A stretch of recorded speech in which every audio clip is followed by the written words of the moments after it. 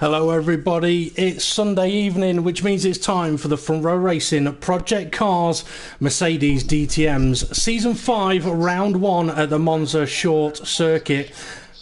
I'm going to have to ask James to turn his YouTube onto mute for a moment because I can hear myself. Good way to start the season, James. As you can tell, I've got Front Row Racing JS in the commentary box with me. From a Racing DP will be our commentary team for this evening, but I will hand over to James for a moment to give us all a little bit of information about the Season 5 DTM season. But James, you will need to, if you are watching the live stream there, you will need to pop it on mute for a second.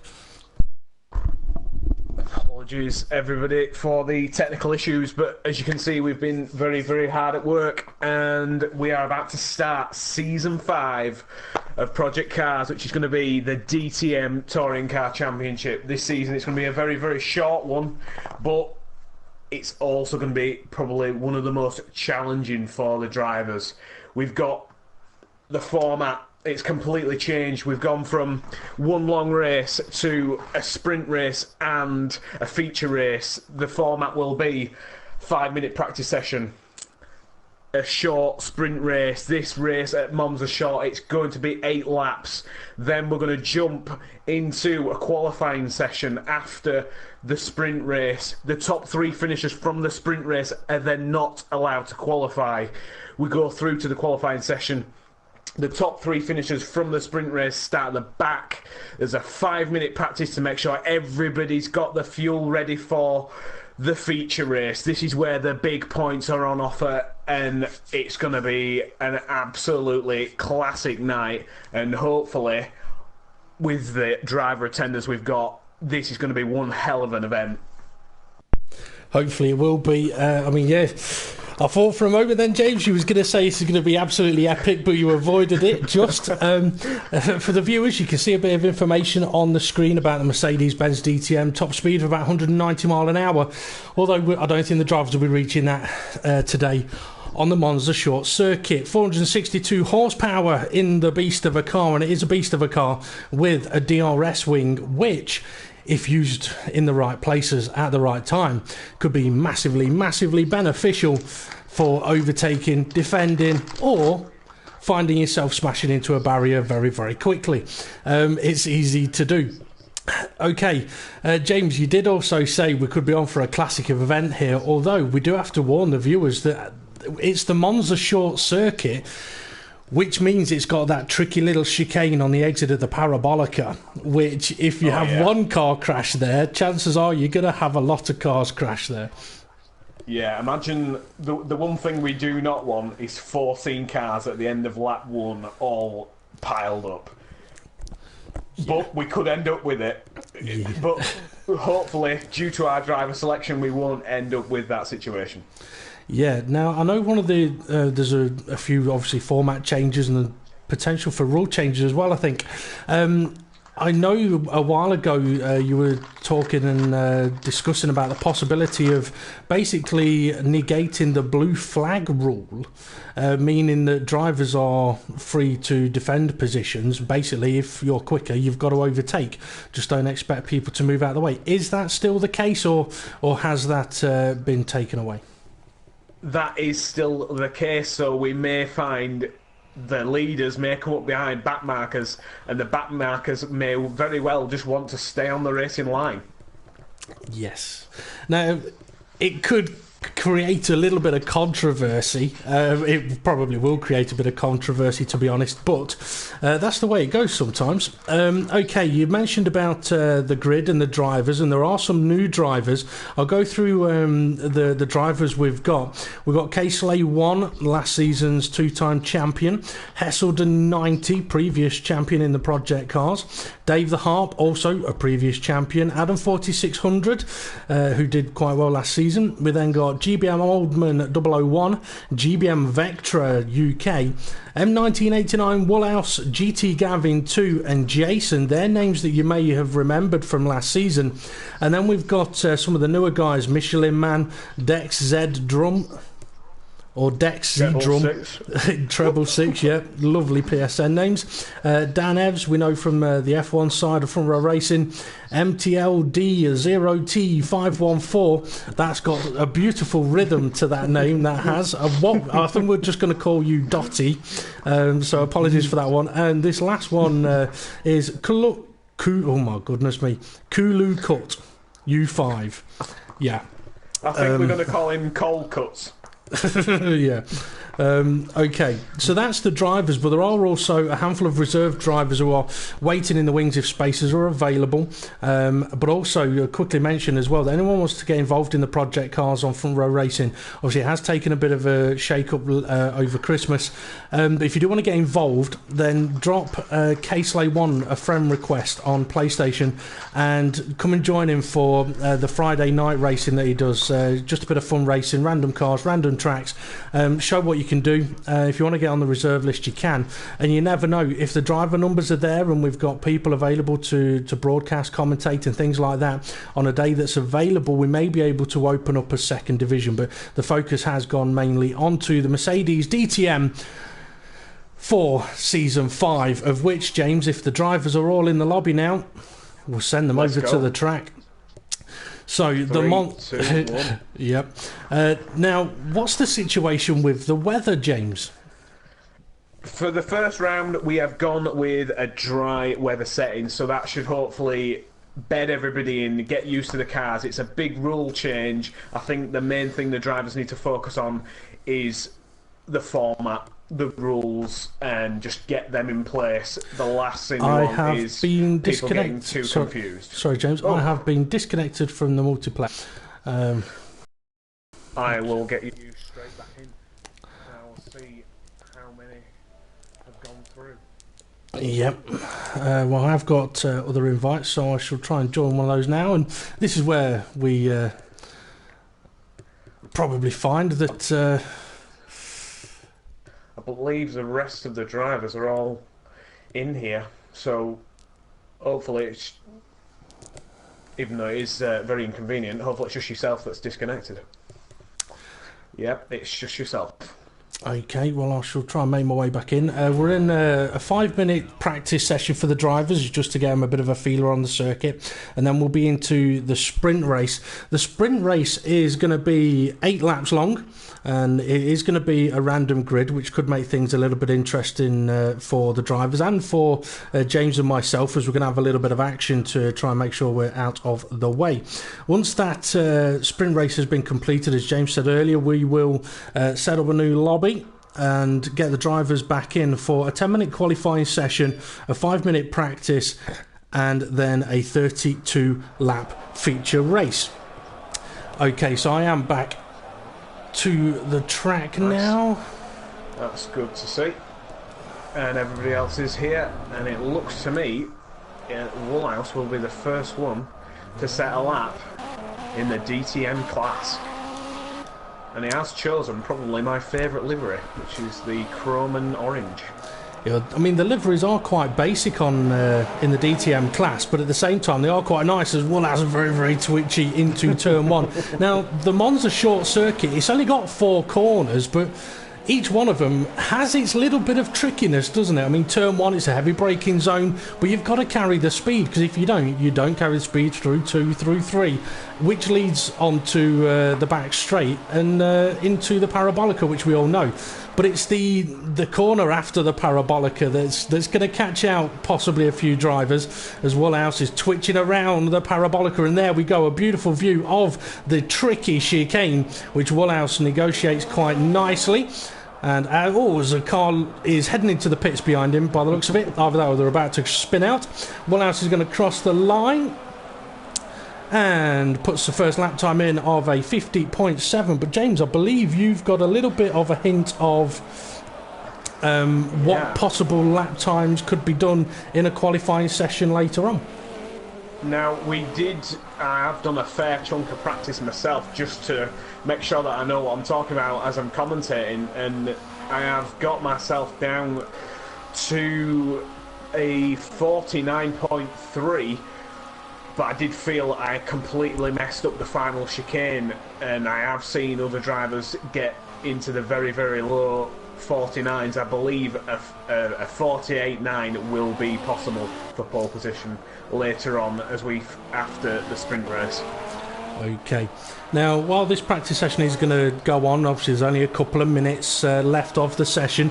I asked James before we came live whether we wanted to do a question of the day like we're doing the F1 side of things, and James says, yeah, why not? I said, okay, pick a food topic. And he came up with a couple of ideas, and one was Kit Kats. Oh, big drift from a car in the German flag livery there. Not sure exactly who that was, as K-Slay's trying to overtake them. And yeah, James eventually said, okay, Mars bars. I was like, right, okay, I'm going to try and find a question, something to do with Mars bars, from a particular website that I use for question of the day. Although it didn't bring up anything about Mars bars. Instead, the Mercedes, they're all Mercedes. The German flag liveried Mercedes that I mentioned was near Casey's, just spun out and hit the barrier.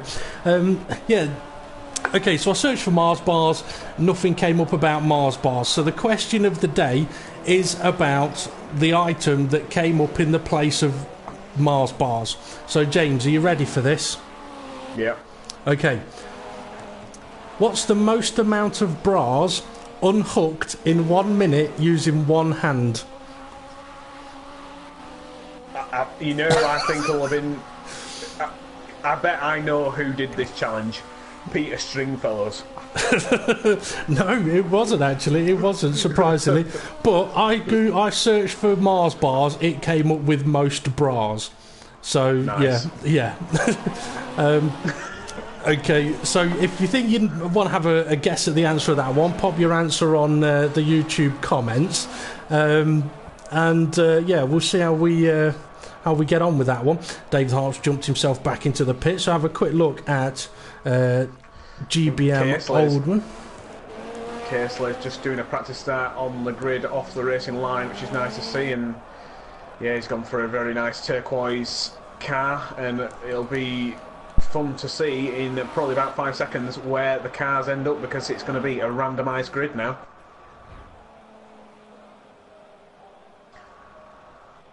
That it is. Okay, so a few laps times put in there. 49.5 being the quickest by K-Slay 1, a 49.6 by Michelin Man. K-Slay 1, a 49.6. Dave Harp up there with lap times as well.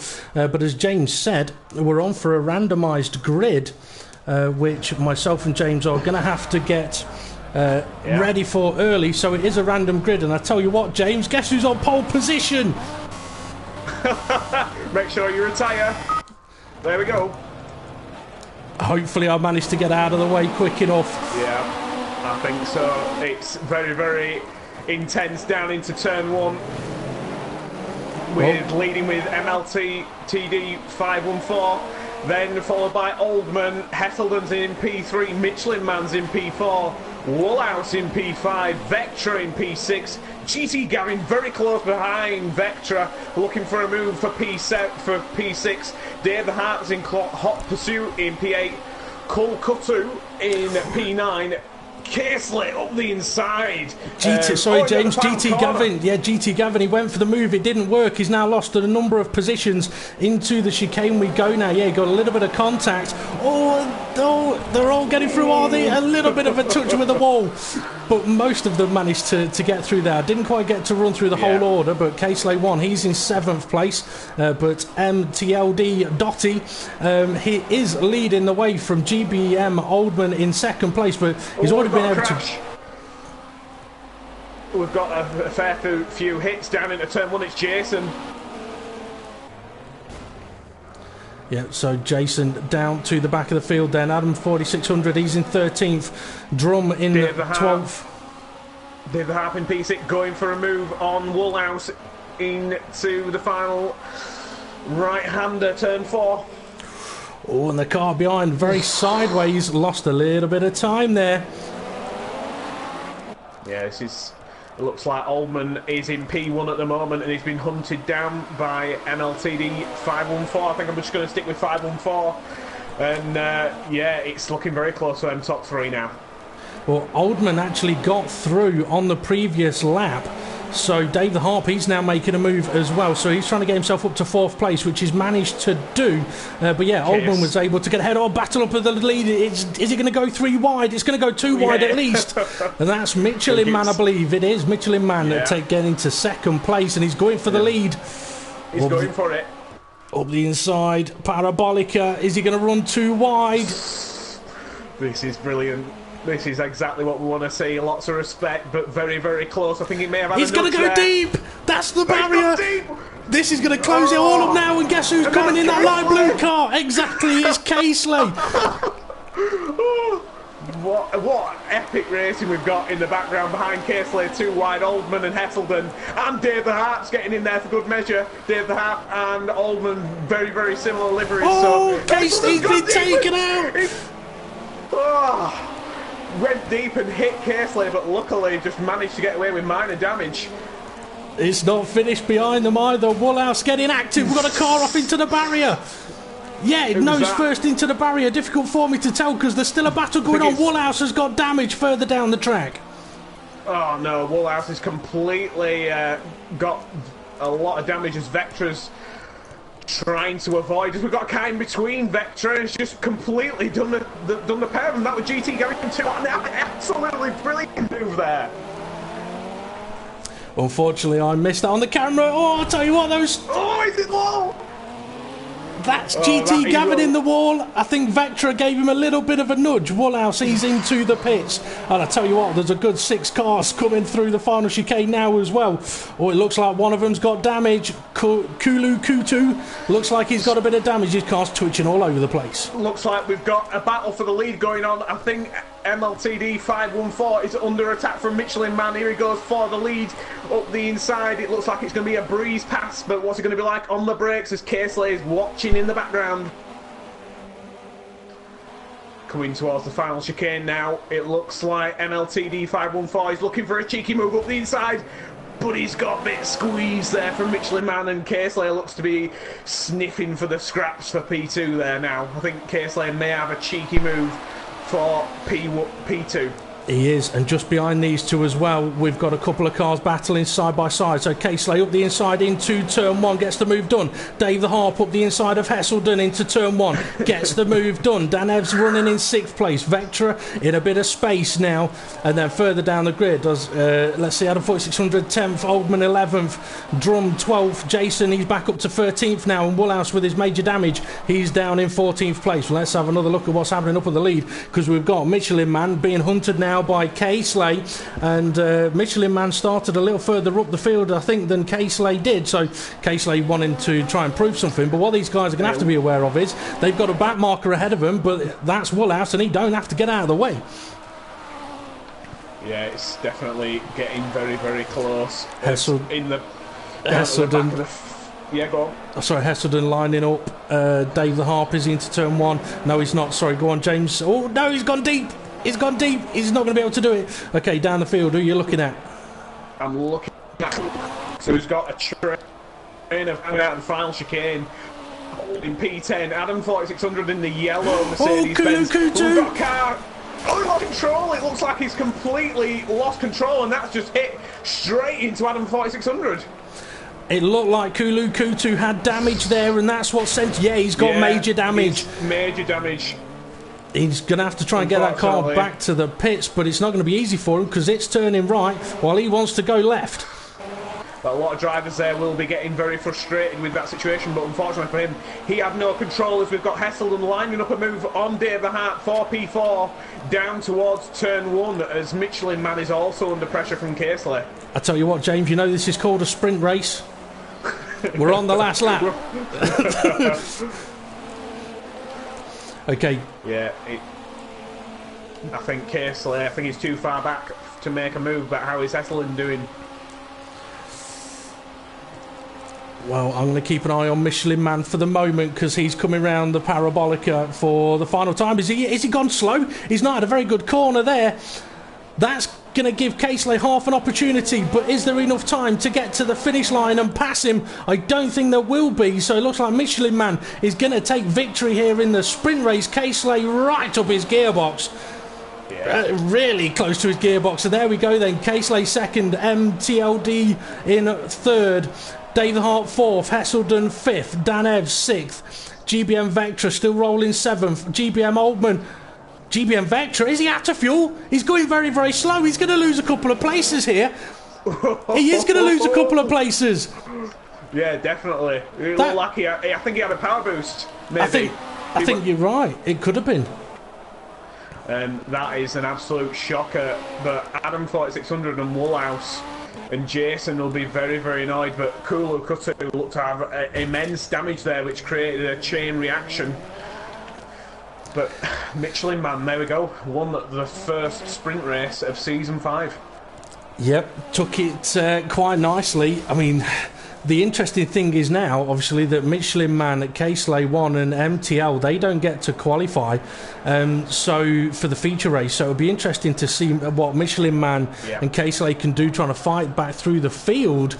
And this is such a short circuit that I don't think it's going to be very easy, but at the same time they could find themselves gaining a number of places very, very quickly. Okay, confirmation of the result here then. There's 1 to 10. I would run through them all, but I'm not going to have all of the time. Let's see, 11th, 12th, 13th and 14th.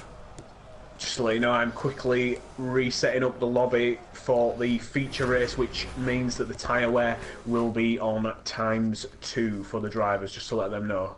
It will be a 32 lap race. Yep, so as James gets prepared now then to set the lobby up for the feature race, I will have to accept his invite in a few moments' time. That went a lot quicker than I was expected, to be honest. But it was an interesting action-packed race. Now, if anyone's wondering why we haven't just kept this same lobby, it's to do with the tyre wear. Once the tyre wear is selected, you can't change it within the lobby. So James is setting up a new lobby now. And James, if you let me know when you sent me an invite, I'll come and join you. And then you can start sending invites out to the drivers. As you mentioned, it is going to be a 32 lap race. I'll just try and get some of the information up on the series. So yeah, it is going to be a 32 lap race where the drivers who finish first, second and third in the sprint race do not get to qualify. So now the lobby will be set up and hopefully we will get all the drivers in as soon as possible so we can get this back underway. So apologies for the viewers as DP will have to accept a friend request. Are you not my friend? PlayStation friend. Okay, so as I try and join the session, the new session with James, and as he makes sure that the lobby is set up correctly, and all that kind of stuff, I will just have a look at the car. Why not? Go through a few of the bit more information for you. For the sprint races, you get less points in the sprint race than you do in the feature race. Makes sense, seeing as the sprint races are shorter. So for first position, you score 15 points, whereas in the feature race, it's 25 points for the win. So there's potential of 40 points maximum from taking 2 victories. So in the sprint race, the points goes 15, 12, 10, 7, 6, 5, 4, 3, 2, 1. And James, just want to check, is it 1 point from P10, P11, P12, P13 and P14? Yes, everybody will get points as long as they make it to the end of the... Okay. And in the feature race, the points go 25, 20, 16, 13, 11, 10, 9, 8, 7, 6, 5, 4, 3, 2, 1. So that's the points for the drivers. So as we wait for the drivers to come in and get ready, obviously there is going to be a qualifying session, as we have mentioned. Is there a mandatory pit stop, James? There is not a mandatory pit stop, but as I said before, the sprint race was a quarter the race distance of this feature race, and I don't believe the drivers will be able to make the full race distance without making a pit stop. If they do, we may change the whether there's a mandatory pit stop put in place for future races, but we will see how the drivers tackle that challenge. Okay, and just to let the viewers know as well, obviously we've got the feature race coming up in a few moments' time. But next week, round 2 is going to be from the Silverstone International Circuit, where the sprint race will be 7 laps long and the feature race will be 28 laps. I believe most of the circuits this season are quite short tracks to try and keep things close quarters, and see how things go with that. I'm going to quickly mention the question of the day again, which was supposed to be about Mars bars, but there wasn't anything and it came up with most bras instead. So question of the day is, how many was the most amount of bras unhooked in 1 minute using one hand? So come on, James, have a guess. How many bras do you reckon you could unhook with one hand in a minute? 1? Can you also use a knife? No. That would be a little bit scary if you're undoing somebody's bra with a knife. That goes into a whole different territory, James. With one hand, that might be useful. Yeah. Well, how many? Well, then, if you used to watch Friends, how many do you reckon Joey Tribbiani could undo in 1 minute? Oh, thousands. Yeah. Quite possibly. Well, if anyone wants to have a guess at how many it is, we will ask the podium drivers at the end of this feature race for their guess, and we'll get to find out just how much practice they've had at it. So yeah, I still can't believe though that on the website that I use, which is a non-perverse website by the way, that when I searched most Mars bars eaten, it came up with most bras unhooked. Yeah, that's just the internet. It could be. It could be. We know what the internet can be like. Okay, James, how are we going for drivers getting into the lobby? We have got everybody in the lobby. I'm just making sure that everybody's got a second round of invites in case anybody loses connection. Okay. And then we will get straight underway in about 1 minute's time. Okay, if you could make sure you send myself another invite as well, and I shall come and send you one as well, just in case the drivers have not been kind and sent you one. I will do that for you.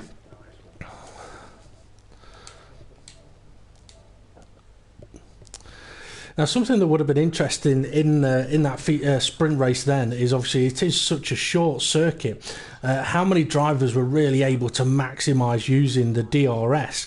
I mean, really, you'd probably activate it twice on the lap. But it's one of those circuits that if you didn't use it, you'd probably be an absolute sitting duck. Oh yeah, definitely.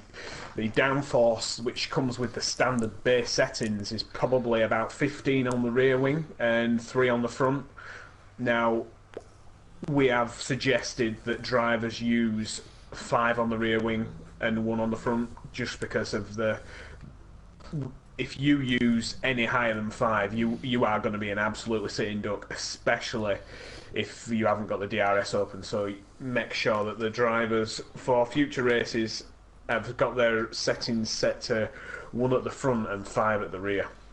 And we have everybody ready to go and everybody's thumbs up, so we will get the feature race lobby started. So we will have it will be a 10-minute qualifying session. Good job, I just spotted that. It'll be a 10-minute qualifying session and then a 5-minute warm-up, just to make sure that all the drivers have got enough fuel on board, because we don't want anybody running out of fuel. And then we will jump straight to the race. So 3, 2, 1, let's go. Well, looking at the sprint race, I mean, one of the things about the sprint race is it gives drivers the opportunity to see how their setup was and potentially make changes on their setup for the feature race. But having seen the sprint race, have you got any... Well, I was going to say you got any predictions for pole position, but you got to remember Michelin Man, Casely 1 and Dot, they're not going to be allowed to qualify. Yeah, definitely. And if they do try and qualify, if they completely forget and go out to do that qualifying session and they set a lap time, they will get their sprint race points removed. So they need to make sure they do not. They can roll around and get a feel for it, but they cannot actually go out there and set a lap time. So here we go, the qualifying session with 10 minutes to go. Okay, and let's see who's gone out there straight away. It's Woolhouse, but he's not actually the first. Let's see who was first out of the gates. Hesselden. He's wasted no time. So he's straight out there. The problem is this is such a short circuit that I suppose in a way you'd want to be the first out on track, but by the time he gets onto his flying lap he might find himself in with a few slow cars around trying to get themselves a little bit of space. Yeah, you're in a completely no-win situation at this circuit. It is you can have fresh air for the outlap, but you may end up with 4 cars filling your front bonnet by the time you get to turn 1. Front bonnet? Does that mean there's a rear bonnet? Oh, Hesselden's clipped the barrier. There will be on Hesselden's car if he does that again. Okay. Yeah, Hesselden is out there to prove a point, and once again Casely has picked up the baton and got himself into P2 for the sprint race. Didn't manage to win it, and that'll give Hesselden hope that maybe if he's strong enough during this race, knowing that Casely is going to be starting at the back, he could possibly win this. Well, Dave the Harp's another one to keep an eye on, because I mean he did finish 4th, I think it was, just ahead of Hesselden, so potentially got the pace to steal a pole position here off the likes of Hesselden, but we could end up with absolutely anybody on pole position. It's probably one of the nice things of having it where the sprint race top 3 don't get to finish. I mean, I know there was discussions about having a reverse grid order and things like that, but there's a lot of trickiness and complications to it and things like that. But Hesselden, he's posted lap time first, and it's only a 50.1 at 2.7. Woolhouse has done a 50.628. Vectra a 51.4. Kulu Q2 a 51.862. Dan Evs is sitting in the pits at the moment. And a 4600 straight into the barrier of the chicane. That almost looked like his brakes didn't work. Jason, he's on a lap at the moment, I believe. Obviously, he had a bit of a spin. I mean, the crash that Kulu Kutu had in that sprint race, I mean, it was unfortunate. I don't know where his damage came from, but I know I mentioned a lap prior to the big crash that it looked like he'd got damage and his car was twitching, and then came onto the main straight, and it was such a big twitch, it sent him off into the barrier, bounced him off into another car. So Jason then, he's been bumped down to 11th place, which means a couple of other guys have put their laps in. Well, let's see what Jason's time is going to be. We'll probably find out. He's about to start one. No, it's a 51.088. So, 4th place for him. Hesselden still holding pole position. Now, James, this type of qualifying session, this shorter track, would you fuel it for the one flying lap, or would you fuel it for a few and just go and pump in a few laps for say 5 minutes? I would fully fuel it and just keep bombing round, and then leave myself enough time to get back to the circuit, get on a fresh set of tyres, probably give myself 2 minutes, make sure that I'm out there and I've got enough time to set one last flying lap with hardly any fuel on board, just for good measure. I mentioned about Dave the Harp. He's actually gone a stolen pole position with a 49.497. He's on another lap. He's on another lap, so I'm going to follow him. He's got a couple of cars ahead of him. That's Casely in front. Casely shouldn't actually be out there unless he... Are you sure it's Casely? It's Adam. It's Adam in a very, very similar livery. It looks like he's changed from the yellow car to the blue one, which has completely thrown me. Yep. Okay, Dave the Harp's right onto the back of him now as well, so let's see if this is going to hold Dave up or whether he's going to be able to improve on his lap times. Currently sitting provisional pole position. Can he improve on it? He's getting a good slipstream there, but he's not improved, and he's backed off now, which is no surprise. Hesselden, he's back out on track, so I don't know if you want to keep an eye on him, James, as I'll go and find out, see who else is out there. Dex Z Drum, treble sinks, sitting in 10th place at the moment on a 52.441. Well, it looks like he is on a lap at the moment. So as he approaches the Parabolica, really throwing it in. Go on, James. Got to say, GBM Oldman, really, really impressing. he may be old, but he's only probably about half a tenth behind Hesselden, and Hesselden is a championship winner. Yep. Let's see Dex. He's coming up to the line. Is he going to improve? Yes, he does. He's improved, but he's lost a position, unfortunately, because somebody has gone a little quicker than him. Out of 4600, I believe it was, who's just popped his lap time in. So Hesselden was on a lap. He's coming to the end of one now.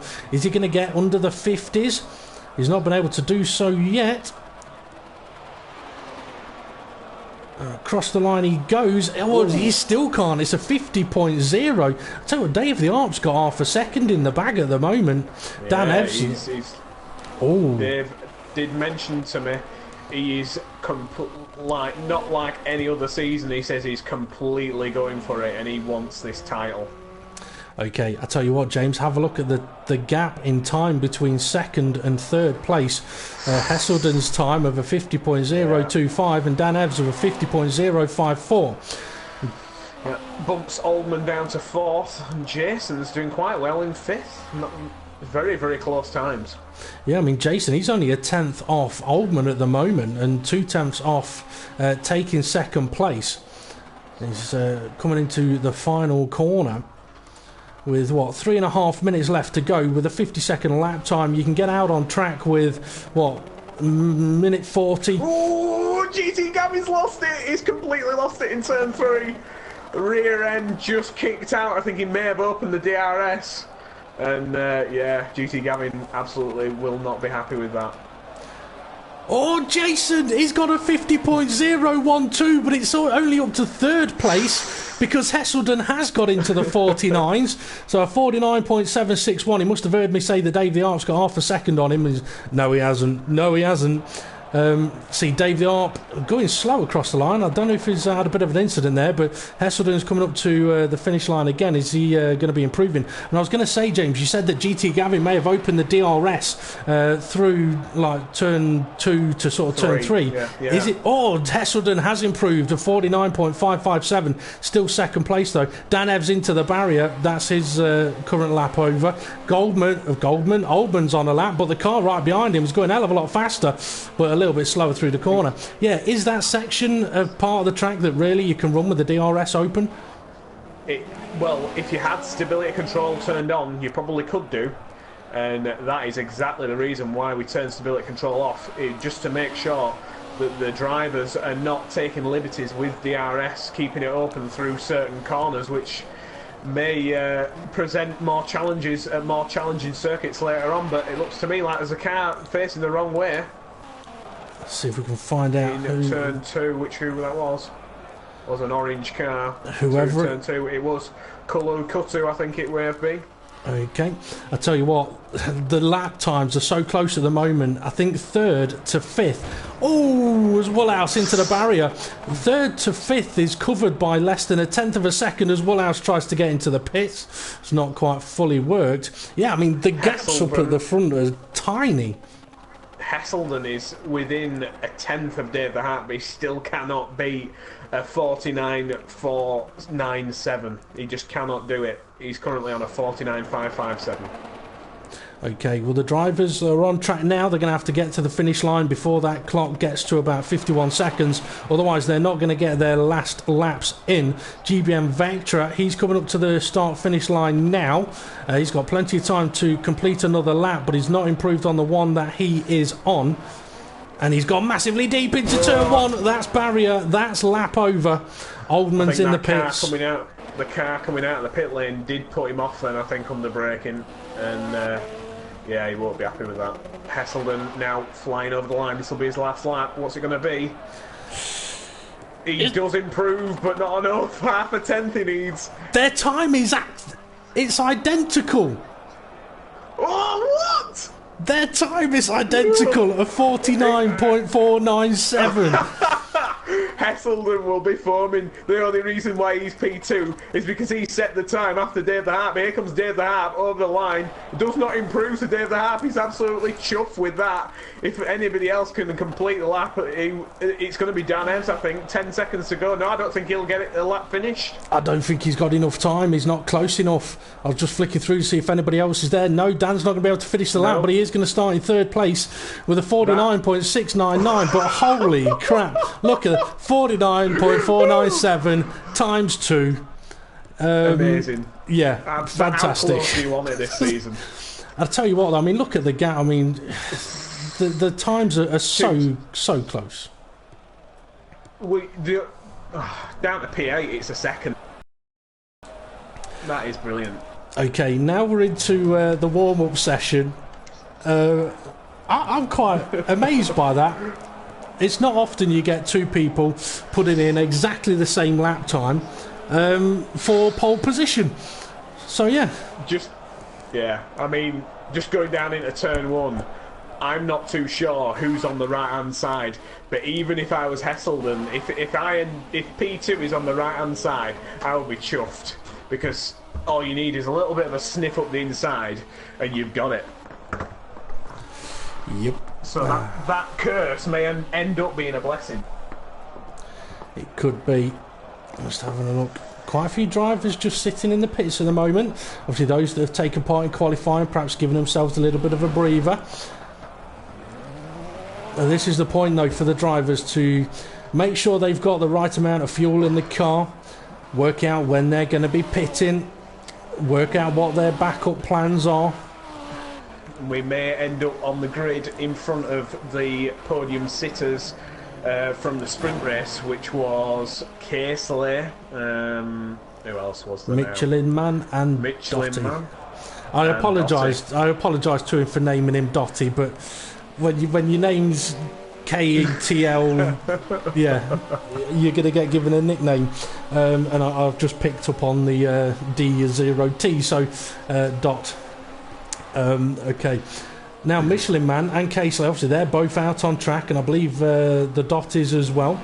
Oh, I'll tell you what, Dan Evs, I was going to thought that was a quick lap time for a moment, but it's not. It's 53.855, and remembering that the times were into the 49s. But I mean, James, if the drivers were driving with very low fuel on for the qualifying session, how much fuel or how much time is going to be added to their lap times for fuel that gets put in the car now?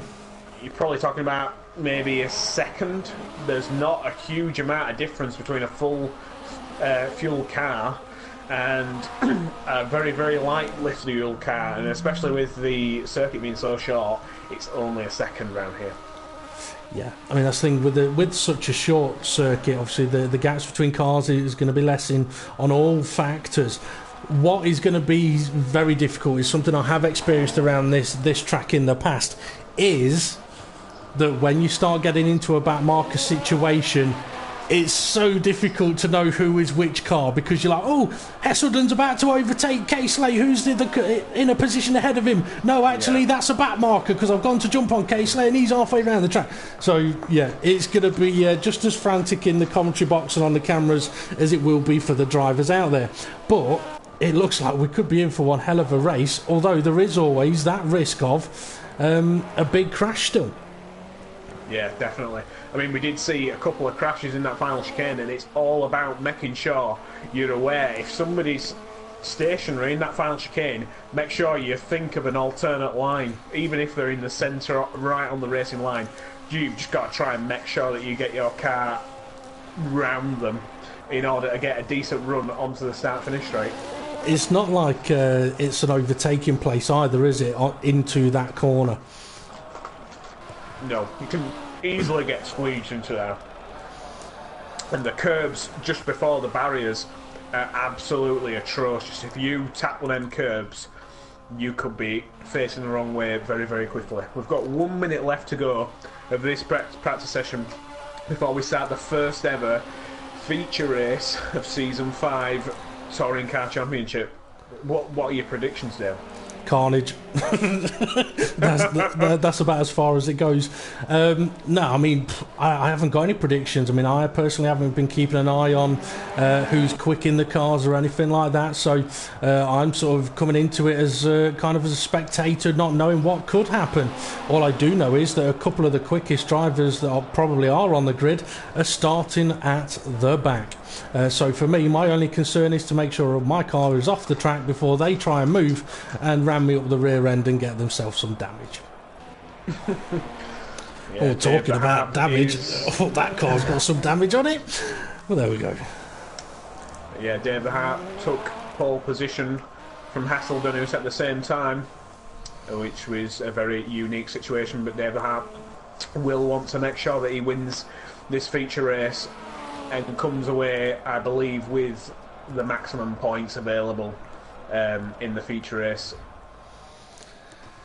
Yep, okay, so this particular time screen doesn't matter because it is just the one from practice, but looking at it, Casely, Michelin Man looking quick, but having said that, I mean, Dave the Arp's sort of potential race pace looking good as well, although Hesselden, he didn't go out on track, so perhaps keeping his race pace quiet. But here we go then, time to get ready for the Front Row Racing Project Cars Season 5, Round 1 in the DTMs here at Monza. I'm going to try and retire as quickly as possible. Get on board, the drivers are away, heading up to turn 1, and Dave the Harp is in the lead, but there's contact. I think Dan Evs has just been nerfed off by GBM Oldman maybe, but that's Dan Evs into the barrier. James, I'm sure you'll be interested to know or work out where Michelin Man and Casely are up to now. At the moment we've got Casely in P13, Dot in P10, he's doing quite well, and we've got Michelin Man P7 already, and he's working his way for P6 on Adam 4600 towards the Parabolica. Okay, so Dave the Hart coming into the chicane in first place, and then there's a whole stream of cars in the background here, led by GBM Vectra. Oh, Casely, I think it is having to go slow. Either that or it's Adam 4600. One of them is off into the barrier. Casely in P10 with the lights on off the racing line, just overtaking GT Gavin 2, and his next victim up the road will be Woolhouse. Oh, and just behind, it looks like Kulu Kutu going for a move up the inside on Dex. Didn't quite work though. Let's have a look up at the front. I tell you what, Dave the Arp's pulled out quite a gap. He'll be chuffed with that. Esselden P2, Oldman P3, Jason P4, Vectra under attack now from Michelin Man P6, but Michelin Man seems to back out of that one fairly easy. If I'd have been Michelin Man, I may have been sniffing a little bit more. Dot, sorry, in P7, and then behind him, Vectra once again looks to be holding up a whole gaggle of cars of Vectra in the German-looking yellow, red and black DTM car. Yep. Michelin Man looks to be having a little bit of a sniff round turn 2 towards turn 3. You got to make sure you're as far out wide. Oh, Vectra's gone wide. A bit too far. Yeah, Michelin Man, he's on for the move, and a lap ago, Casely managed to get ahead of Woolhouse, so Michelin Man getting a shift on because Casely is on the move, heading up to the back of Dotty. So sorry, Hesselden's been bumped down to P3. Oldman's just taken the place off him, running into the final chicane. What a lovely move there. But he's gone a touch deep. I think Hesselden may get him back on the exit. I don't know, it looked like Hesselden was a bit twitchy on the exit, but this is allowing Dave the Harp to pull away even more. Look at the gap he's got, it's enormous. But behind Hesselden is Jason now, and Jason's catching Hesselden, and he's bringing Michelin Man. But behind them, Dot is trying to keep Vectra behind him. Vectra's trying to keep Casely behind him. Casely is in P8 at the moment behind Vectra. and there's all sorts of carnage going on behind, but I think Casely may be looking at a move on Vectra now. Vectra's gone defensive early towards the Parabolica. Can Casely take it round the outside? I think he can. He's braked very, very late. Can he take it all the way? Oh, he's on the slippery bit. He's on the slippery bit, and the cars ahead of him were too wide as well. Casely! Oh, that's not going to work. Just giving enough room, but I think Casely's going to lose the position. He is. Vectra's behind him.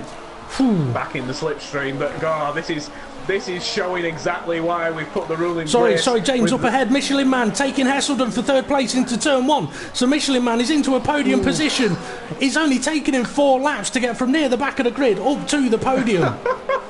And this is exactly why we promoted Michelin Man to a full race seat. What an absolutely stellar job he's doing in the first round of the Touring Car Championship.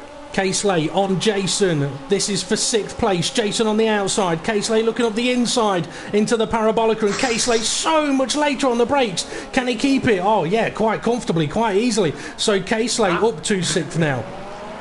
I don't think he's even using the brake. Is he just using the closing of the arrows and turning? Yeah, close the wing, it slows me down.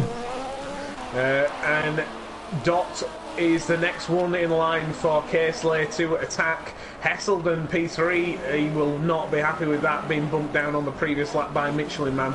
Dot's made a mistake. Sorry, James. Dot's made a mistake. Casely's already passed him, and just behind them, Jason under pressure from Vectra as well. But yeah, Dot made a little bit of a mistake into turn 1, caught the barrier. That's allowed Casely up to 5th place now. Vectra's going for the move. I think he got slightly out of shape on Jason there, coming out of turn 3, but I think he's going for a little bit of a cheeky look up the inside. But yeah, he is. He's going for it. Jason's giving him plenty of room. Jason saw what Casely was able to do up the inside on the last lap. Jason trying to fight back though, not quite able to do so. Vectra takes 7th place. Lovely move there by Vectra. Oh, second and third, Oldman. Yeah, you spotted it as I did. Michelin Man trying to take 2nd place into turn 1, and he has done just about. But Oldman's fighting back. He's old, he's wise, he's a bit creaky when he turns the wheel, but he's kept hold of 2nd place. But he may be compromised now. Yeah, absolutely beautiful, giving each other just enough room, and Michelin Man looks to be just got the straight line speed over Oldman, but Oldman's got absolutely fantastic racecraft in the corners. Yeah, he's fighting back now again. They're side by side heading up to the chicane. Who's going to be brave? Michelin Man's got the best line to be in here, and Oldman knew it. But this is going to allow Casely to catch up a little bit as well. But all of this is allowing Dave the Harp to just pull away even more. James, any idea of working out sort of what the gap is on that at the moment? Yeah, I'll try and work that out, but yeah, definitely Oldman out of the coming towards the final chicane. If I'd have been in his shoes, this is just a little bit of a tip for drivers. I'd have probably braked a touch earlier and followed Michelin Man through in the same line to try and slipstream him down the start-finish straight. With him going deep as well as Michelin Man, it sort of compromised the exit, and now he's under pressure from Casely. You're right, he is under pressure from Casely. I just had a quick look through the order there. We've had a couple of cars pit already. Dex was one that I know I saw going into the pits, but Casely, he's lining up Oldman to try and make this move. And the gap out in front with Dave the Harp is 7 seconds over Michelin Man. He will be absolutely chuffed with that. But Oldman looks to be clenching at the thought of... and we've got a back marker coming out the pit lane just in front of him, just to make him clench even more. Who is that? That's Dex. Try and work out. That's Dex, who I saw going into the pits. So yeah, Dex will have brand new tyres on, maybe a bit of extra fuel, but it looks like, is he moving out of the way? He is. He's sort of saying, okay, I can fight for this, but I don't really want to get in the way, which is fair enough. So Oldman's still holding on to 3rd place. Casely needs to get past him as quick as possible, because Michelin Man's going to be trying to hunt down Dave the Harp, and Casely wants to be in that fight as well, doesn't he? I mean, with Michelin Man taking the sprint race win, he's already got a 5-point advantage, so for Casely, he could do with beating Michelin Man here. I think if Casely ends up in P3, he's going to go for it. He's going to go for it. He will. Let's have a look. Oh, he's braked very, very late. He may have outbraked himself. he has. He's lost a bit of ground there. He had a look, decided not to, and has lost a little bit of time. But he may get a good run out of turn 3 here. Can that help him down into the Parabolica? I don't think it's going to be enough, but we've seen Casely be very, very late on the brakes here. He is having a look. Here we go. He's going to try it. Here we go. Up the inside. Dab the brake. That is mine. P3 for Casely. Yep, nice move there. And Michelin Man is not that far. Oh! Oh, there's been a crash and Casely's in the wall! Casely! Oh, that was very, very unfortunate. We saw something there that we do not like to see. A reset to track from Vectra, I believe it is. Oldman. Yeah, Oldman, sorry. We do not like to see that, just so that the drivers know. But luckily there was nobody up behind him. But that, just at a moment where Casely looked to be getting into a podium position, he got a little bit of a love tap from behind, and now he's completely way down the order.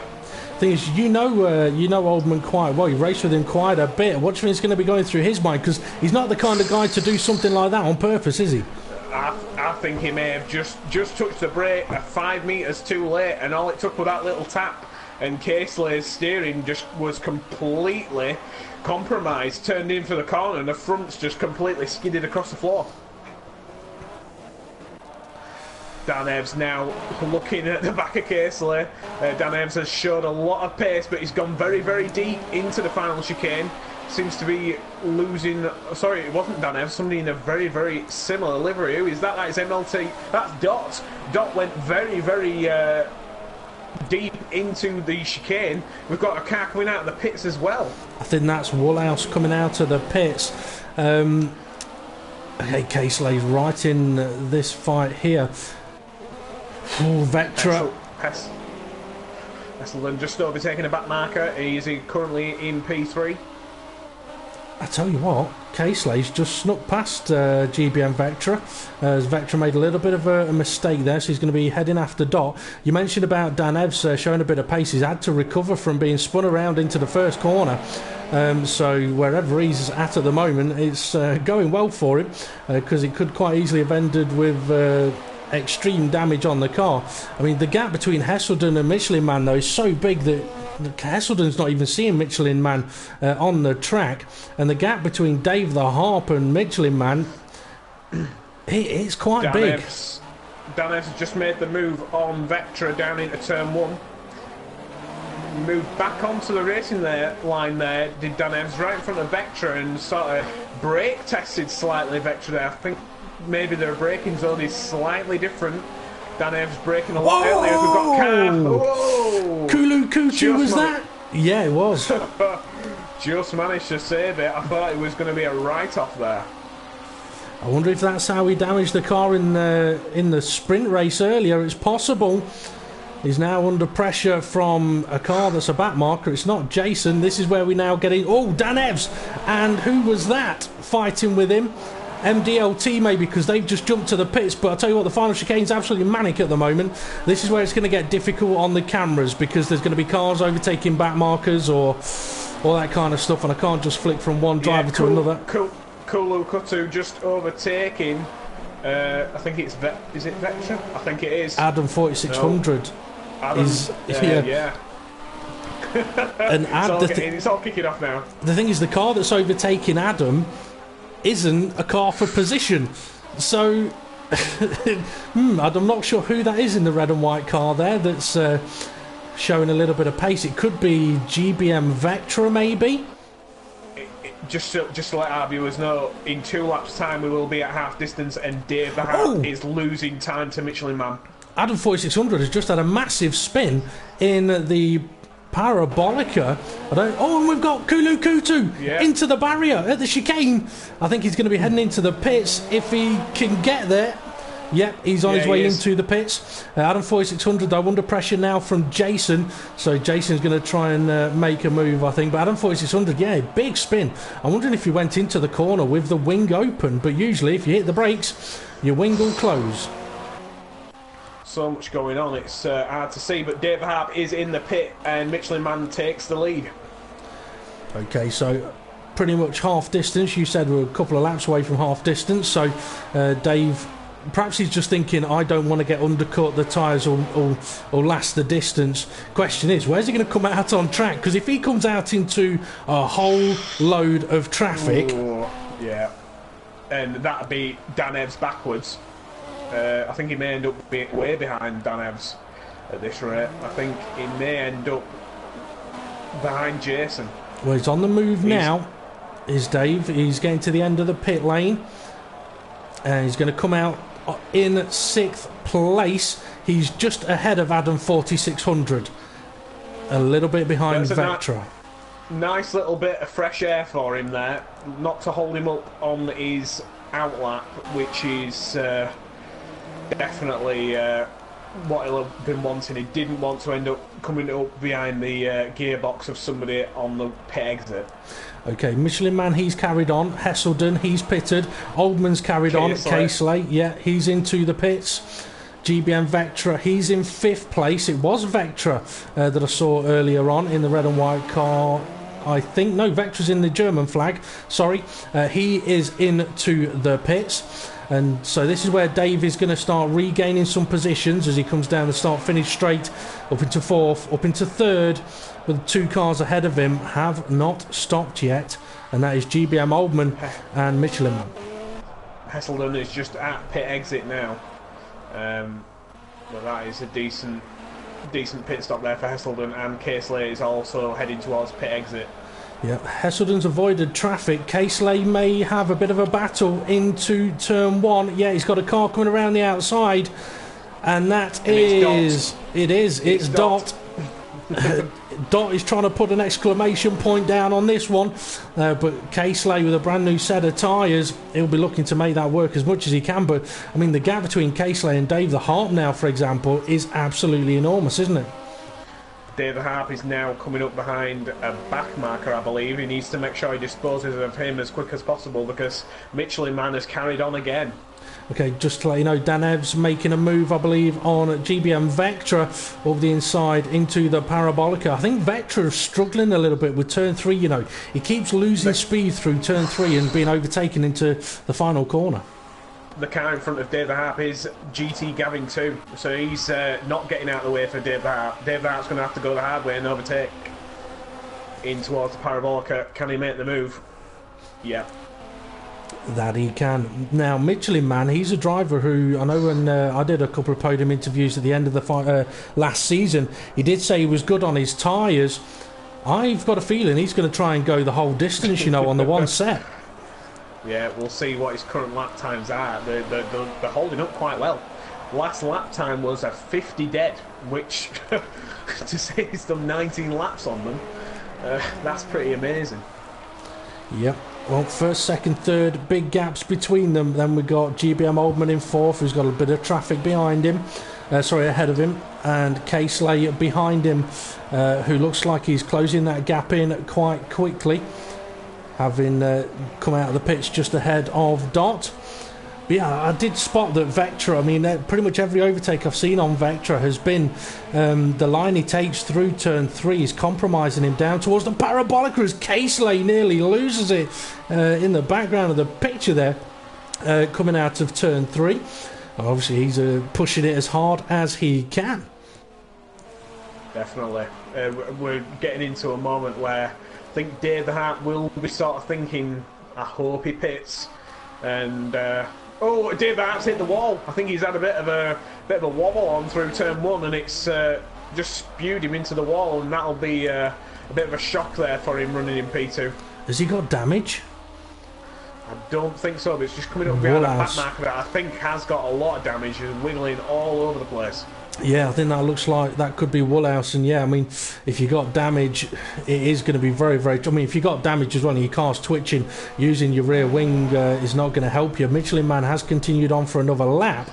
Michelin Man is disposing of back markers at this point, and I believe that is only Oldman and Casely behind him in P4 and 5. You're right, it is. They've pitted, he hasn't, so he's just dispatching of those back markers, or then back markers might be coming back towards him as his tyres are dying. I think, you know, they're actually catching him. because I do remember saying a couple of laps ago that there was a back marker ahead of GBM Oldman, but actually it's Michelin Man who is the leader and is a lap ahead, but obviously, as we mentioned, hasn't pitted yet. But having said that, I mean, 32 lap race, there's 11 laps left. If Michelin Man was going to have pitted, surely he would have done it by now, wouldn't he? Oh, yeah, definitely. There's only 11 laps to go. Unless he's wanting a very, very decent set of tyres at the end of the race and maybe does like 8 laps. But Casely looks to be making a move on Oldman now, going round the outside, heading towards the chicane, but no, he backs out of it, and I think Oldman's may have gone a touch deep there. Casely may have a run now. A Michelin Man has gone for the pits. Yeah, and Casely looks to be going for the move, and I will check on Michelin Man, make sure it's a very nice stop. But okay, there we go. Casely's up the inside. Oh, I tell you what, I've got a feeling, that Oldman may have just braked early there and said, "Go on, Casely, I screwed you over earlier on." Brave man, very brave man. Okay, so Michelin Man, Dave the Harp, Dave's through the final chicane. Yeah, where Michelin Man's on the move now, heading towards the pit exit. Dave Harp's heading down the start-finish straight. This is going to be very close. Michelin Man just heading. I think Dave Harp has regained the lead, but Dave Harp's going to be on much, much older tyres. I think 8 laps is the difference. Michelin Man could be on for the double. He could. He's got 10 laps to pull in, 2, 3, maybe 4 second gap, and Dave's got a bit of traffic ahead of him. The only thing I would say is that, okay, yeah, Dave's tyres are going to be older, but I don't think they were necessarily knackered by the time he ended his stint earlier on, whereas Michelin Man's, they did look a little bit more worn out. I think Dave Hart may have had a touch of damage, which may have rectified itself. We've just seen there with Michelin Man, these tyres can definitely go that distance. James, something's happened to Hesselden, because Hesselden is now down in 5th place. Casely is up to 3rd. GBM Oldman's in 4th. Hesselden is in 5th place. So I don't know if he's had damage and had to go for another pit stop. I can't think it'd be that, although having said that, it could be, because Oldman and Casely were stationary for some time. So maybe Hesselden has had damage and additional pit stop. But yeah, down to 5th. Dotti is in 6th place. Dan Evs is running in 7th at the moment, and for a second then I thought his wipers were going. Vectra nearly hitting the barrier. No, that wasn't. That was Kulu Kutu, I think, a back marker. Vectra, I have to remember, Vectra's in the German flag. Adam 4600 coming through the final chicane with Jason not far behind him. Yeah, that's just dispatched of Jason, and I think he was a bit annoyed. I think he may have lost a bit of time. As you can see in the background there, Michelin Man is on the hunt in the black Mercedes. Well, I mean, the blue flag thing, I mean, there'll be some people that will say it's blue flag should apply, blah, blah, blah.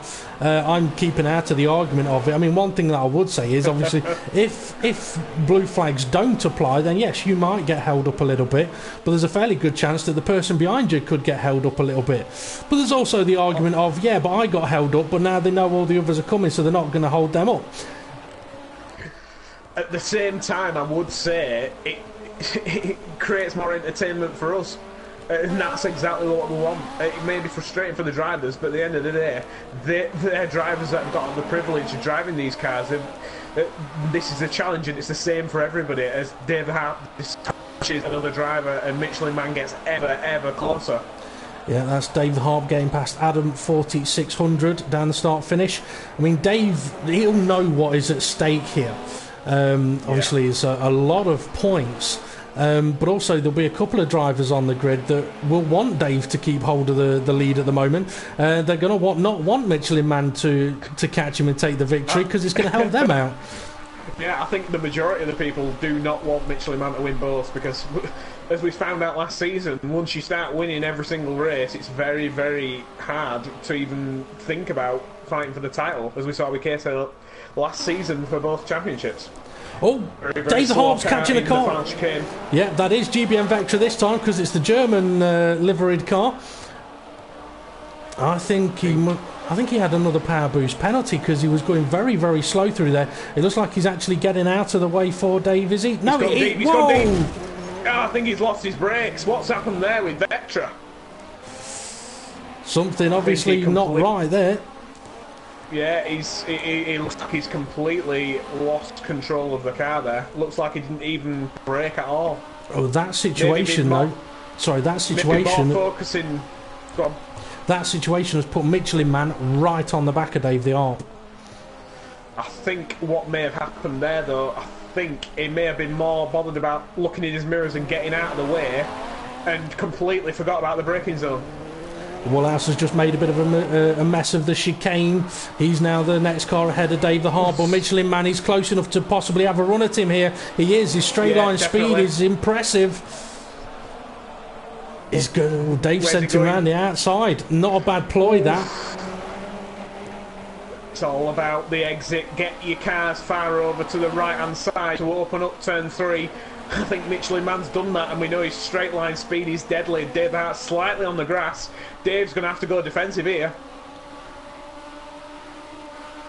Giving him just enough room, but Michelin Man looks like the straight line speed he's giving it, and Dave Hart has given up on that one. No, he hasn't. But no, he's coming back through the corner. I think Dave just braked a little early there to give himself a good run out to the corner. It's not going to work though. Michelin Man gets the move done. Can he keep in the slipstream? Is that enough to give him a run down into turn 1? I think he may have a little cheeky look. No. I think Michelin Man just has enough straight line speed to fend him off, but he's out of shape through turn 1. Dave looks to have a nice run. He has. He's got a good run on him here. Michelin Man's straight line speed is impressive, actually. Dave's lost out there. Yeah, and running onto that grass, the traction obviously spun the rear wheels up, and he's lost out. Michelin Man managed to keep it all on the black stuff, and it looks like he may be able to pull out a bit of a gap now.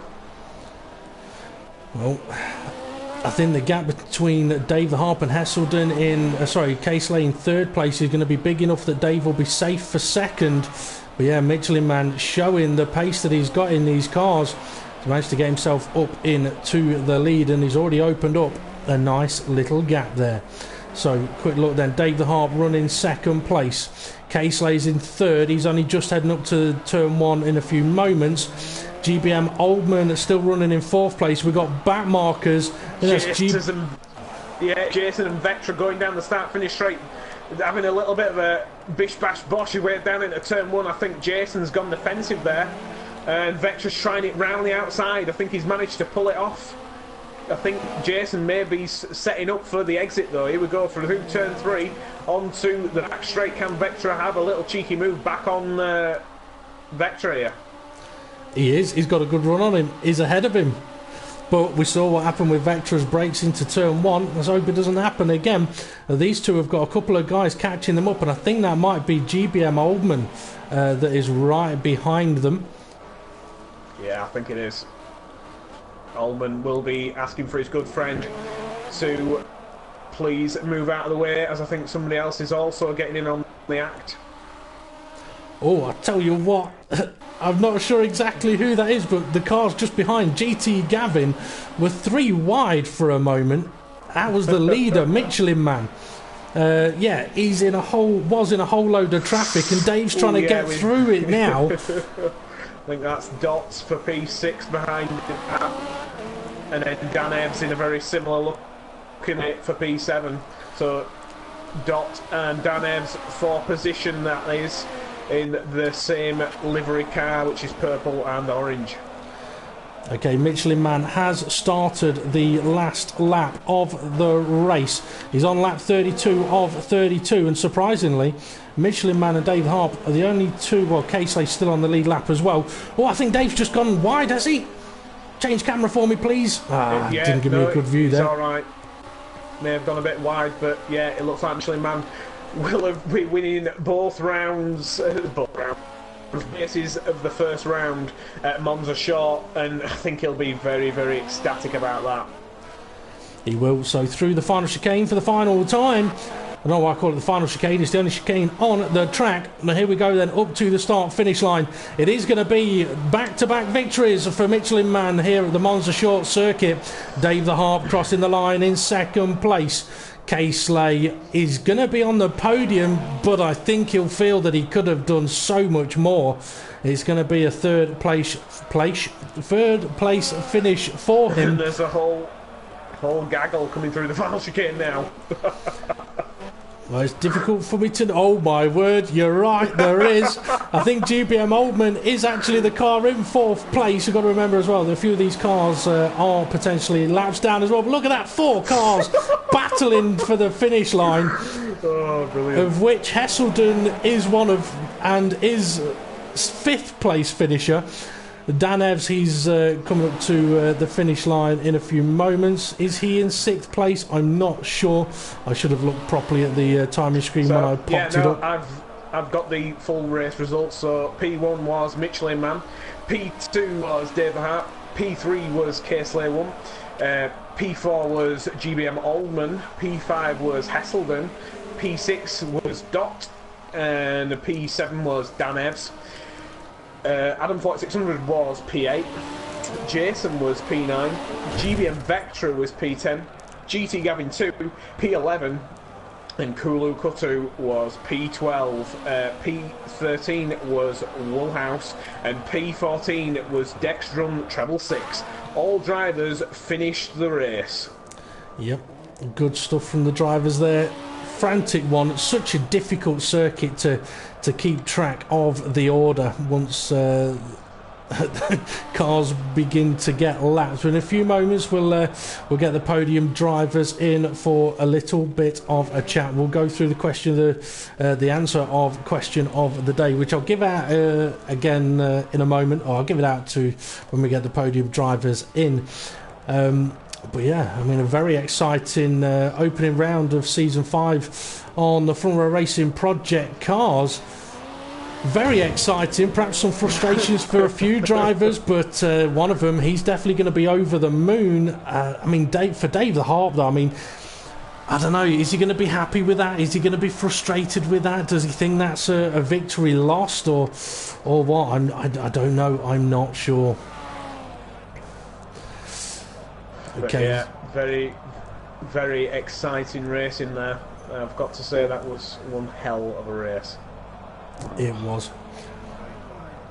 Okay, so as Dave the Harp, Michelin Man and K-Slay join us, if you can all please make sure you got your microphones set to allowed to be shared, and we'll come to you for the podium questions in a moment's time, so give yourselves a breather, and it gives James half a second to think of some questions to ask the podium sitters of Michelin Man, who took the victory, Dave the Harp, who finished in 2nd place, and K-Slay 1, who's probably already had a message off an old man, in 3rd place.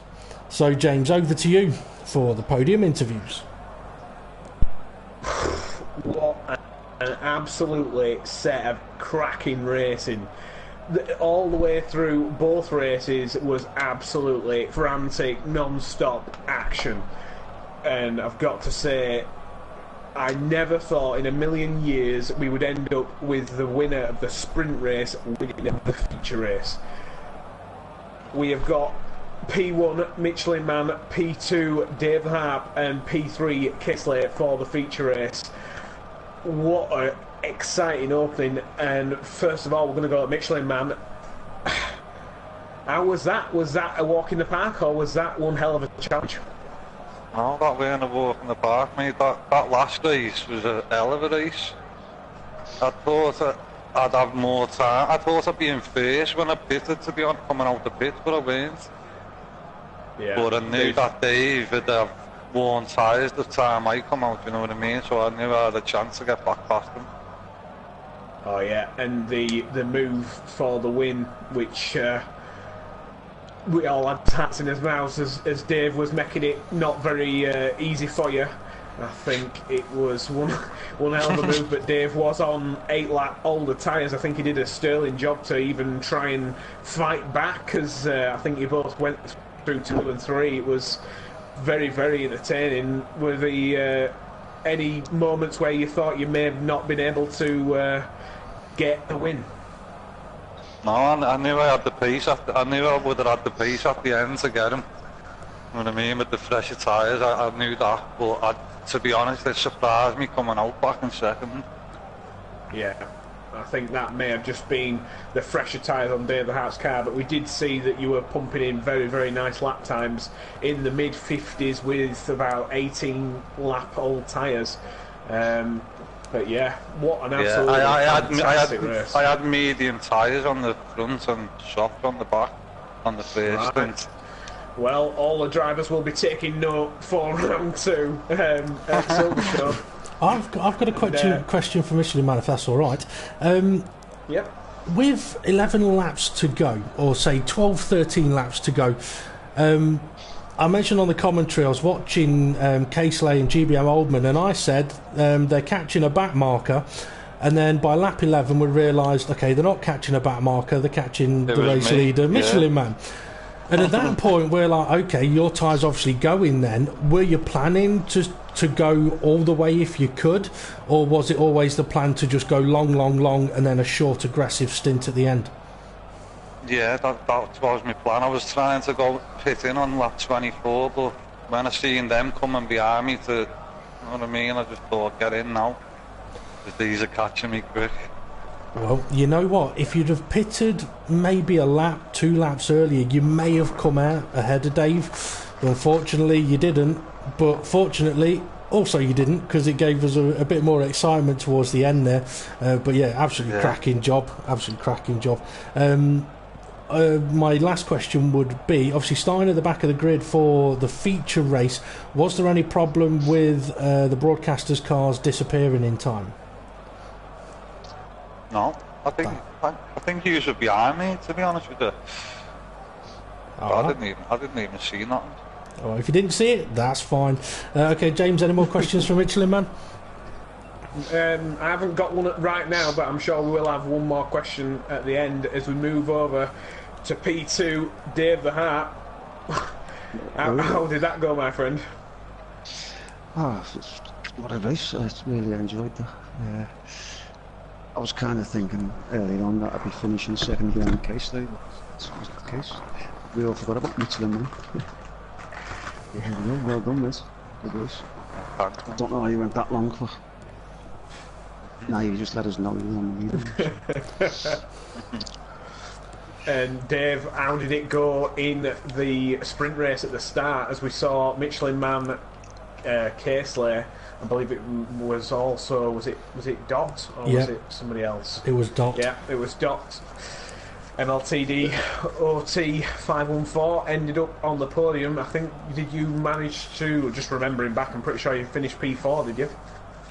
Yeah, well, I got pretty much boxed in a few times, and there's nothing I could do about it, so I just did the best I could, and I think 4th was pretty good place to finish. And once again, we've got to remind ourselves of that epic qualifying lap. You popped it in, and then did your heart almost sink when I think Esselden came along and just put in exactly the same lap time, but luckily, because you'd done it before him, you ended up with 4. Yeah, I didn't even realise he'd done that until the end, and I was on a much quicker lap myself, and I got a bit of traffic in the last chicane, so I lost it. Yeah, definitely. But forward, do you think you may be able to go for the win next time? You never know, it's a big grid and anything can happen. So, like you say, there's a few back markers everyone had to deal with, and it could have gone my way towards the end. Unfortunately, it never. A couple of questions for you, Dave. Okay, at the start of the race, you pulled out a beautiful gap, left everybody iron battling. Obviously, that was a nice part of the race for you. You pitted, it looked like you pitted possibly a little early. Was that just to cover any kind of undercut? Well, no, me tyres were really bad, and even the pit crew told me to pit. I just could not get around the corners, right-handers. That's all. Okay, fair enough. when you did pit, obviously you come out, bit of traffic, a little bit of work to do. But I'm wondering, like, I mean, you said you were expecting to finish second behind Casey, so I'm wondering if, like, even from the start of the race, in the lead, got a gap, you were already thinking, well, I'm probably not going to win this anyway. When you've made your pit stop, you fought the traffic, it's a case of Michelin Man. I'm guessing you were thinking, okay, he's surely got a pit at some point. And then when he did, I mean, was you thinking, okay, I have got a chance here? Yeah, I did. I said, thank God he's finally pitted. And I had a look at my tyres, and I presume there's still quite a lot on them. But then I just seen him catching me, and just as the laps were going, and just getting quicker and quicker behind me. So, well done. He was just too quick on the day. Well, cracking job, mate. Cracking drive, cracking finishing position as well. James, over to you. So yeah, there we go. P2, Dave Hart, as we move over to P3, which was Casely. Finished, I believe it was P2 in the sprint race, and P3 in the feature race. What a decent haul of points. How did that go? It wasn't too bad, apart from getting punted in the barrier. Yeah, because the sprint race looked to be pretty nice for you, but then I think you made your way up finally to a podium position. I'm trying to remember which driver it was. I think it may have been one of the GBMs. Little slight tap on the rear end and straight forward into the first chicane. Yeah, it was old man. Just got 2 wheels on the grass. Yeah, just give it a tap into the barrier. I don't think he meant to do it. I think it may have just been 5 metres too late, and it just give you a slight tap, and that's all it needs through that final chicane as it's single file. Yeah, he didn't mean it. I was in the party with him. He apologised straight away, but my car was damaged, so... He apologised, but he drove off. I know it's that. Sorry, Casey, I'll see you in a bit. Also, me and the teacher racing on the same thing to me. On the same place. He may be getting a reputation now, old man. But yeah, he did reset to track as well, and that's something that we frown upon here at Front Row Racing, so we will be also having words about that. That was almost as bad as a little punt. But apart from that case, like, one hell of a race to come back to the podium in that final race.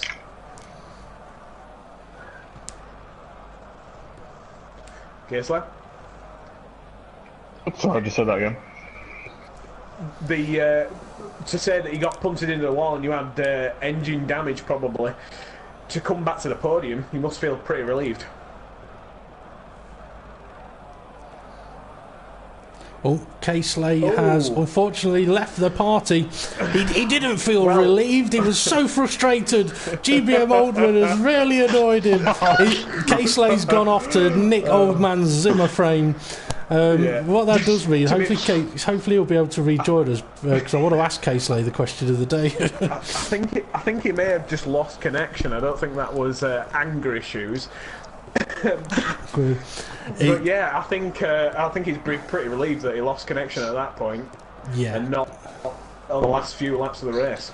Well, his car is still in the pit lane, so maybe he's just lost connection to the chat party. I tell you what though, Michelin Man, ask you a quick question. From the sprint race, obviously you and Casey were able to work your way up to take first and second. At the start of the race, you had a great start. You got yourself up into, I think it was 7th, 6th place by the end of the first lap. Were you sort of trying to keep an eye out on where Casey might be, with a thought of there's a chance he could still fight through? Yeah, I know he's quicker than me around this track. But I was just looking out for that light blue car all the time, because I could see it coming.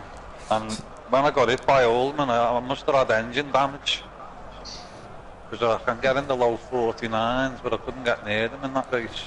Okay, so how many times then on track did you think, oh, there's Casey, he's miles behind? Oh no, hang on, that's Adam 4600.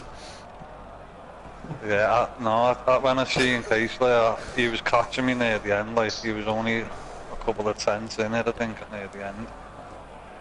So like, I was panicking. another couple of laps, you would have done me. Like, if they were in a 10-lap race, you would have won. Yeah, well, I think in the feature race as well, I think without the collision with between Oldman and himself, it would have got very interesting for the win at the end as well, because once Casey was getting a bit of space in the feature race, he was able to really show his pace there as well. So I think it could have got really, really close between the three of you in the feature race as well. Okay, I'm going to quickly put the question of the day to the remaining podium drivers, and if Casey comes back in, we'll ask it to him as well. Okay, James asked me to find a question of the day to do with Mars bars. So on the website that I'm using, I searched most Mars bars eaten, and it came up with most bras unclipped in a minute. So that's the question of the day. Guys, how many bras do you think is the record for being unclipped one-handed in a minute? Sorry, Casey has come back. Casey's come back. Right, okay. I've got to ask him this question, but because with him being from Nottingham, he'd have tried this in the clubs downtown a few times. Okay, I'm going to have to ask the question of the day again. Oh, actually, no. Should we ask the question of the day and then we'll continue asking Casey questions? Okay. Right. So, question of the day for Casey's benefit is was supposed to be about Mars bars, but the website didn't have it. Blah blah blah. I told that story. So the question of the day is: how many bras is the most amount of bras unclipped with one hand in a minute? So, Michelin Man, how many do you think it was? 50. 50, not a bad guess. Dave? 69. You pervert. Casey?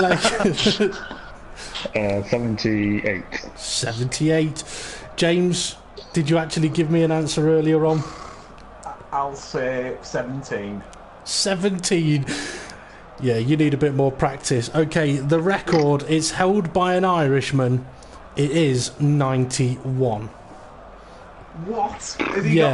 What? Unclipped 91 bras, one-handed, in a minute. And he actually had... a knife. No, he wasn't. He wasn't. I watched the video. He's got loads of women lined up, wearing a bra, t-shirts on as well, and he's just pop, pop, pop, pop, pop. But I have to say, though, that Sazan Damo 14, he cheated. He must have searched it because he guessed got the right amount. You're not meant to Google it. Anyway, okay, Casey, questions for you. Just ask Michelin Man this, actually. In the feature race, you and Michelin Man were very, very close up at the front, in the sprint race, taking first and second. In the feature race, once you'd got momentarily past GBM Oldman, do you think without that collision, you could have fought for the win? Yeah, pace was decent. Just I lost out because of the collision, and then I had to complete the rest of the stint with damage. Okay, Could have fought for it. Not necessarily I would have won, but it would have been nice to have the chance. You know what I mean? Okay. Cheers, Oldman. Okay, well, the next race, it's at the Silverstone International Circuit, so how do you three guys think you're going to get on around there? I haven't really done all the little tracks, so I need to get some practice in on the little tracks. Yeah, I think one of the main things that I've worked out from that circuit, turn 4, which is the turn that you end up turning back onto the hanger straight, is one hell of a difficult corner because it is sort of blind right-hander, sort of cutting out Maggots and Beckett's and just heading on to the hanger straight, and that is probably one of the corners where if you find you may be able to turn in a little bit earlier than you think you should, and the game will give you a 15-second penalty, so you must make sure you do not cut that corner. Okay, Dave. Is that next Sunday, that race, yeah? It is next Sunday, yeah. Yeah. Okay, Dave, Silverstone, what are your thoughts on that? Just get behind the wheel, get the miles in, and just go for the quickest times and get up the front of the grid. Avoid what goes on behind. And Casey, your thoughts on Silverstone next Sunday? Yeah, should be good. I like this new format, so looking forward to it. Okay. James, anything else? I've just got to say it was the first time I've ever used this format. It's been tremendously fantastic, if that's can put them two words together. Tremendously fantastic is all I can say. What an absolute brilliant turnout, and all the drivers ended up finishing the race as well, which means everybody's going to get points from the feature race. And yeah, I hope that the remaining remaining 7 events are just as exciting as the first 2 races. Yep. Okay, well done to Michelin Man taking the victory in both the sprint and feature race here at the Monza Short Circuit. Congratulations to you, and well done to Dave the Hart for taking second place in the feature race and a 4th place in the sprint race earlier on. Kept that 4th place perfectly so that he could qualify pole for the feature race. 3rd place, Casely, well done. 2nd place in the sprint race earlier on, 3rd place in the feature race, and I'm sure we'll come back with a vengeance in Silverstone next week, so make sure you come and join us for that 8 p.m. next Sunday for the Front Row Racing ProjectCARS Season 5 Round 2 from the Silverstone International Circuit. Your commentary team for that event will be myself, Front Row Racing DP, and that other guy, Front Row Racing JS. Thank you very much for watching. Like and subscribe, tell your friends, share, and also come and join K-Slay on Friday nights on PlayStation on ProjectCARS for a bit of random races, fun races, and to get yourself on his radar to maybe take a place later on in the season. Thanks for watching, and we'll see you all again soon.